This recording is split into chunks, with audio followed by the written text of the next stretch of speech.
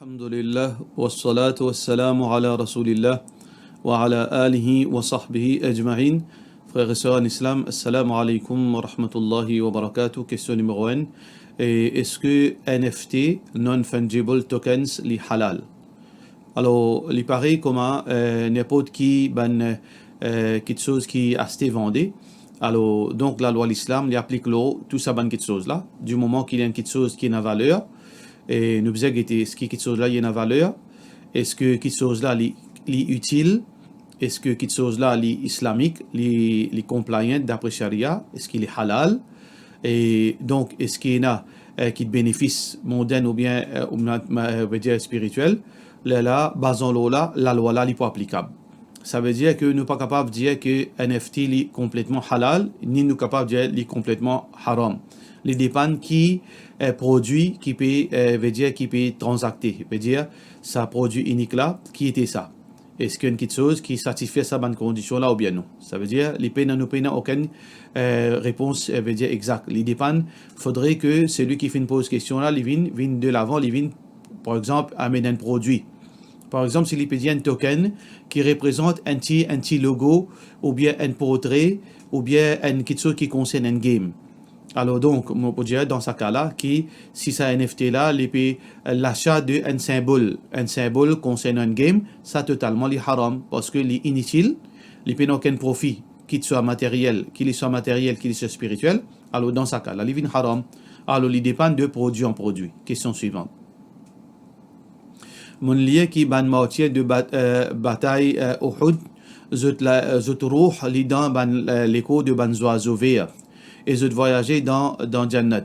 Ou tu es capable de dire moi si ça hadith ça est sahih et aussi ou tu es capable d'expliquer un peu là.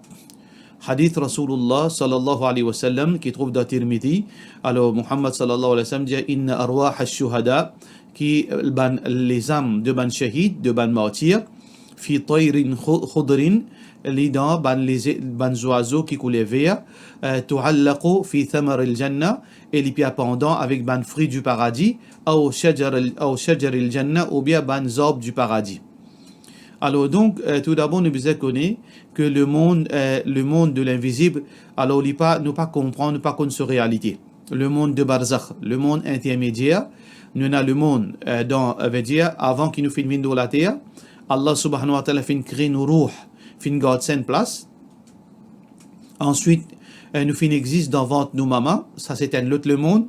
Ensuite nous existe le dunya et nous pouvons vivre ensuite dans le monde intermédiaire qui s'appelle barzakh, qu'il soit dans Qabar ou bien n'importe qui place qui nous meurt. Ça le monde intermédiaire, personne pas connaît sa réalité. Mais seulement nous croyons ça que Allah que son Rasul sallallahu alayhi wa sallam fin dit nous. Le prophète sallallahu alayhi wa sallam n'est pas cause par sa passion. Qui veut dire que tout le monde qui meurt au dunya, ils vivent dans le monde de barzakh. Sauf que chaque démon qui meurt, dépendant de qualité sur la mort, dépendant de son grade quand il est mort, sur la vie dans le monde de barzakh, l'époux par rapport à sa valeur. Un kafir, quand il est mort, sur la vie, il prend la vie misérable dans le monde de barzakh, avec punition, etc. Pareil comment Allah subhanahu wa ta'ala les dit dans le Coran concernant Pharaon, an-naru yu'radun 'alayha ghuduwan wa 'ashiyya. Je peux brûler le matin jusqu'au soir. Wa yawm al-qiyamati adkhilu ala fir'aun ashad al-'adab. Et au jour du qiyamah, la famille de Pharaon et sa famille et son peuple pour aller vers une plus grande punition. Qui veut dire que une réalité de sa monde intermédiaire de barzakh, c'est un supplice, c'est une souffrance continuelle le matin jusqu'au soir. Par contre, bandimoun qui finit mort avec iman, parfois arrivé que je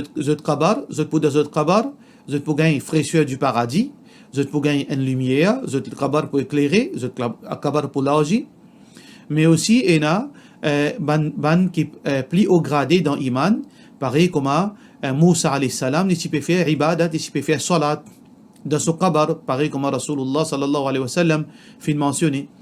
Et ça veut dire que chacun d'après notre iman, ban shahid, notre vivant.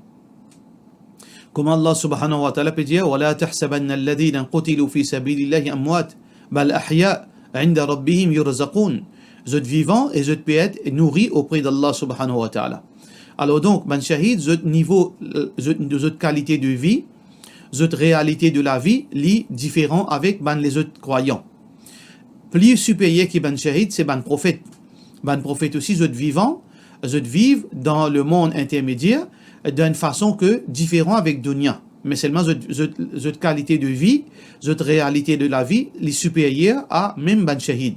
Alors ça, c'est récompense de ban shahid que zot ruh li dans l'écho ban oiseaux dans le paradis. Ça veut dire ça ruh de ban shahid, zot vivant dans le paradis, dans forme l'écho en oiseaux. Alors donc ça, c'est une qualité. Mais ban prophète plus supérieur que ça. Mais réalité, ça la vie là, comment il était, comment zot peut vivre ça, Allah subhanahu wa ta'ala pas de nous aucune information plus que cela. Question suivante. Est-ce qu'un parent capable finance mahar son garçon de la part de nos frères Shakil ou Timan? Bien sûr, il n'y a aucun problème. Si parent-là, il peut donner ses enfants-là, sa cadeau-là, alors parent-là, il est capable, il paye sa mahar-là de ce côté lui-même, soit il est capable de donner aux enfants-là l'argent, si sa dulhin-là fait une réclame, par exemple 10 000 roupies, et garçon-là, il paye, papa-là dit, ok, je paye pour toi, je donne-toi en forme cadeau, toi te donner en forme de mahar, soit lui donner de solamé, soit lui donner directement sa madame-là, dans l'intention que c'est un mahar. Il n'y a aucune restriction, aucune place qui n'empêche ça, ça veut dire, Inch'Allah, il n'y a aucun problème. Question suivante. Salam alaikum, imam. Est-ce que, comment imam finit faire salam pour terminer salat? Nous besoin de lire Allahu Akbar et ensuite Astaghfirullah faux et ensuite ban les autres azkar. Le pliant plus authentique, c'est que ban azkar après salat, nous fait lire à voix basse, nous pas faire lire à haute voix. Le pliant plus authentique, c'est le pliant de Imam Shafi'i, rahimahullah ta'ala, que ban azkar qui nous lit à voix basse. Parce que le prophète sallallahu alayhi wa sallam, quand il finit écoute ce ban sahaba peut livre la voix avec takbir, les utilisateurs ne pas invoquer quelqu'un qui soude, depuis invoque quelqu'un qui écoutait, qui tendait et qui trouve tout. Alors donc, l'opinion plus authentique, c'est que quand nous faisons azkar après salat, nous lisons à voix basse. Mais est-ce que Rasulullah sallallahu alayhi wa sallam, tu es habitué, tu peux faire ban azkar à voix haute après salat? Oui, tu peux faire mais seulement pour un certain moment. Comme ban ulama expliqué, c'est seulement pour enseigner ban sahaba comment faire azkar après salat. Alors donc, d'après ban texte qui nous est dans hadith et récit de ban sahaba, nous comprenons que ça c'était une question qui est temporaire. Temporairement, Muhammad sallallahu alayhi wa sallam tu peux lire sur la voix Astaghfirullah, la ilaha illallah, etc. ban azkar qui nous lit, juste pour enseigner ban sahaba qui besoin lire. Deuxièmement, est-ce que quand nous finissons faire salat, nous lisons Allahu Akbar, Allahu Akbar, Allahu Akbar, ou bien nous commençons par Astaghfirullah? Divergence entre ban ulama. Et na ban ulama dit que oui, quand salat finit, nous commençons à faire takbir, Allahu Akbar, à voix basse. Alors, Allahu Akbar, nous fait takbir à voix basse, basant le hadith qui est rapporté par Abdullah bin Abbas, radiyallahu anhu, il dit qui, كنت نتكوني بدي عبد الله بن عباس بدي كنت أعرف انقضاء صلاة النبي صلى الله عليه وسلم متكوني كصلاة انتيميني كم تشيبتي دا مسجد كم تان تكبير بدي كم تان تكبير متفيني كوني لا صلاة فيني. Ce hadith trouve dans Bukhari. Mais l'opinion plus authentique, c'est que après salat, nous commençons par astaghfirullah, nous pas commençons par takbir. Qui fait ça? Parce que ici, ça hadith qui est rapporté par Ibn Abbas, qui peut dire qu'il y a une salat terminée par takbir, lui-même, il y a plusieurs versions de sa riwayat. Ibn Abbas, dans l'autre riwayat qu'il trouve dans Muslim, il dit que Abdullah ibn Abbas dit أن رفع الصوت بالذكر حين ينصرف الناس من المكتوبة كان على عهد رسول الله صلى الله عليه وسلم. Dans l'autre riwayat, il dit comme ça, veut dire zikar, il ne pas dire takbir, il dit zikar. Dans l'autre riwayat encore, il dit كنت أعلم انصرافه بذلك إذا سمعته comme tibetan zikar. Alors donc, il y a riwayat, il dit takbir, il dit zikar. Ça veut dire ici, qui peut dire pour takbir, c'est subhanallah, walhamdulillahi, wa la ilaha illallah, wallahu akbar. Ça c'est takbir. C'est pas Allahu akbar comme namaz fini. Alors donc, ça c'est première preuve. Nous avons un hadith à Aisha radiyallahu anha, qui dit à Aisha radiyallahu anha, il dit كان رسول الله صلى الله عليه وسلم إذا انصرف من صلاته quand il finit fait ce salat استغفر ثلاثا il dit أستغفر الله أستغفر الله أستغفر الله وقال ensuite il dit اللهم أنت السلام ومنك السلام تباركت يا ذا الجلال والإكرام. Ça hadith ça trouve dans Muslim. Alors nous trouvons que après salat nous fait askar à voix basse. Et par qui askar nous commence par astaghfirullah. Par contre, l'opinion qui dit nous commence par takbir, c'est une opinion qui est faible, parce que riwayat d'Ibn Abbas, les papes éminent Allahu Akbar, les éminent plutôt zikar. Question suivante. Salam alaikum. Souvent, des fois, quand arrive qui me fait bonnes affaires, qui me madame pas connaît et pas qui me madame pas content et pas d'accord. Mais si pour pas gâter son mot, moi pas dire li non rien, moi cassette li, ban quelque chose la même. Moi connais qui m'a pas fait rien de mal.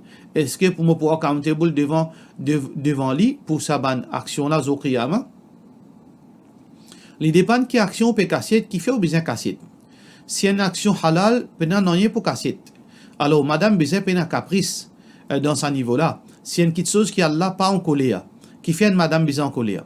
Si une petite chose qui Allah pas en colère, qui fait une monsieur besoin en colère. Alors donc nous répétons c'est est-ce qu'Allah est en colère? Là, en colère. Si Allah n'est pas en colère, moi pas en colère. Ça nous pour un problème.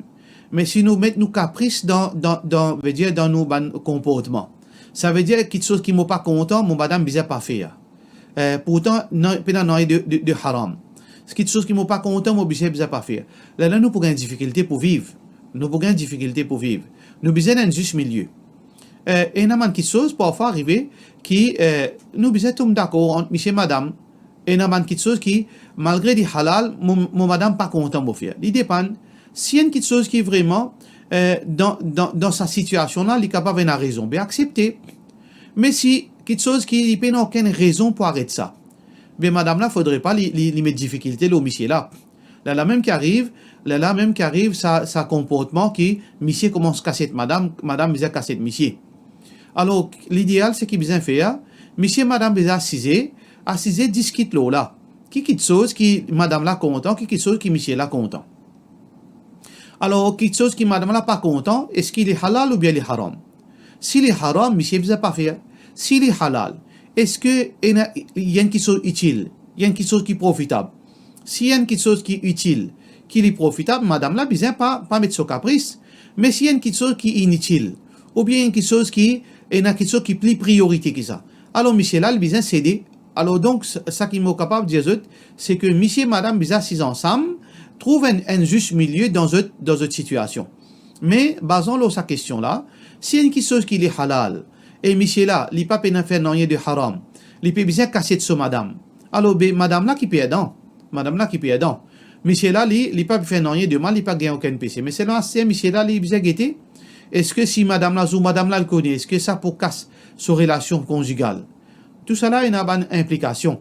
Alors donc, l'emplace qui nous fait les deux, nous besoin assiser. Monsieur là, il besoin connaît qui est le chef de la maison, il besoin assister par vivre d'une façon que là, il besoin payer son madame qui besoin dicter, qui pour faire, qui pas pour faire, même qui halal aussi. Là, c'est une situation qui est bien embarrassante. Alors donc, moi, je conseille aux monsieur et madame assisés, résoudre ce problème, comme un musulman, mettre Allah, veut dire comme le juge. Si quelque chose de halal, pas mettre restriction, pas mettre difficulté au monsieur, mais s'il est capable de trouver un juste milieu, ça l'est meilleur. Question suivante. Est-ce qu'un monde capable de donner sa propre famille zakat pour acheter, manger, boire, payer électricité, de l'eau, et puis du monde là, il risque sa famille, il y a le risque de sa famille, rester manger, boire, il paraît qu'il peut servir sa propre argent zakat. Explique ça s'il vous plaît, de la part de nos frères Nour Adam. Tout d'abord, première partie, sa question là, est-ce que un monde a un droit de donner sa famille zakat? Les dépend. Nous avons deux catégories de famille. Nous avons nos mamans, nous avons nos bons enfants. Et du monde qui l'islam oblige pas pour me dépenser les autres, pour me prendre notre responsabilité. Alors, moi pas un droit en tant qu'enfant de mon maman, mon papa zakat. Et une maman et papa, si ces enfants de sur la case, ces enfants trouvent sous sa responsabilité, une maman et papa pas un droit de donner ce bons enfants zakat. Mais si une famille qui pas trouve sous vos responsabilités, vos enfants finissent mariés, est-ce que moi j'ai droit de donner zakat? Mon petit fini marié, so monsieur misère. Est-ce que moi j'ai droit de donner mes enfants, mes ânes et mon petit zakat? Oui, dans ce cas-là, il n'y a aucun problème parce qu'il n'est pas trouve sous mon responsabilité. Malgré qu'il y ait une divergence d'opinion, là, mais ça c'est l'opinion qui, moi personnellement, trouve plus authentique. Ça veut dire du moment qu'il n'est pas trouve sous responsabilité, on gagne droit de donner zakat. Alors, donc, nous devons tout d'abord comprendre ça. Qui famille qui peut dire? Si sa famille qui peut dire, là, n'est pas trop sous responsabilité. Par exemple, ou c'est ça, ou frère ça, ou neveu ça, ou cousin ça, ou gagne droit d'une zakat, il n'y a aucun problème. À ce on peut dire que, parfois, ça m'a dit, on invite tout pour manger. Alors, bon, avec quoi qu'ils ont financé ça manger là? Bien sûr, avec ça, leurs zakat qui ont donné parce qu'ils ont vivre leurs zakat. Est-ce qu'ils ont gagné droit à manger? Oui, ils ont gagné droit à manger. Parce que du moment qu'ils ont fini de donner zakat, les fins viennent halal pour les n'est plus zakat pour les acheter. Ah, ça c'est sa propriété, ça. Les gains droit, c'est manger, boire, les gains droit d'un cadeau, les gains droit faire ça qu'ils ont envie halal avec sa l'argent. Donc, quand ils peuvent cuire ça manger là, quand ils peuvent donner, ils peuvent donner l'argent zakat, ils peuvent donner l'argent qui appartenait à lui. Les n'est plus zakat pour les acheter. Les fins viennent sa propriété halal. Alors, si ils achètent gâteau avec ça, ils achètent manger avec ça, ils peuvent donner, il n'y a aucun mal. Question suivante. Salam alaikum, Cheikh. Ou tu es capable de dire moi quand un homme besoin donne sur madame sur cash mahar, d'après Sunna. Il n'y a aucun un délai fixe. Mais ce qui est important, que avant mariage, je finis tom d'accord le mahar. Monsieur et madame, garçon avec tifila, avec la famille, finit tom d'accord, prix du mahar, numéro 1, et quand peut donner. Mahar capable de donner avant faire nikah, pendant nikah, après nikah. N'importe comme convenu entre les deux parties. Ça veut dire qu'il n'y a aucun lien fixe. Ce qui est important, bien fini définir mahar et bien fini définir quand pour donner. Ça qui est important. Question suivante. Salam alaikum. Ben Hanafi, c'est l'opinion qui identifie les pas besoin consentement sur papa ou bien sur wali pour faire nikah. Souvent, nous habitués tendez qui van couple, il fait un nikah en secret, c'est-à-dire sans aucun wali de la part de la fille. Est-ce que ça quelque chose là est correct? Tout d'abord, il n'est pas vrai ça qu'il peut dire, parce que, tout d'abord, Ben Hanafi ne pas encourage personne pour marier sans wali. Ça, c'est une invention, ça, menti, ça. Alors donc, c'est pour ça que dans tout masjid qui va aller Hanafi, on trouve mufti là, on trouve imam là, zut ena, papa assis à côté des autres, papa tifi, demande consentement, la marier. Parce qu'ils avaient, Imam Abu Hanifa fait montrer faire des autres dans la société. Mais seulement, il y a une masla. Si mariage il finit faire sans wali, est-ce que mariage là compté? Là, il y a divergence d'opinion. Là, Imam Abu Hanifa de son mazhab dit qu'il compté. Mais au départ, est-ce qu'il gagne droit à marier sans wali? Jamais Imam Abu Hanifa dit al marier sans wali. Jamais Imam Abu Hanifa rahmatullahi alayhi dit tout bantifi aller al marier sans autre wali. Mais s'il finit marier, il finit commettre le crime, est-ce qu'il est valide ou bien il n'est pas valide? Là, qu'il y a une question. Deuxièmement, Imam Abu Hanifa rahmatullahi alayhi fait différence entre une madame qui est déjà mariée auparavant avec une vierge. Une vierge, non, besoin consentement sur wali. Là-dedans, pena sortir de là. Divergence, c'est la question si une madame qui finit mariée quittée, l'inal mariée sans consentement sur wali. Est-ce que ce nikah compté? Là, qu'il y a une divergence d'opinion.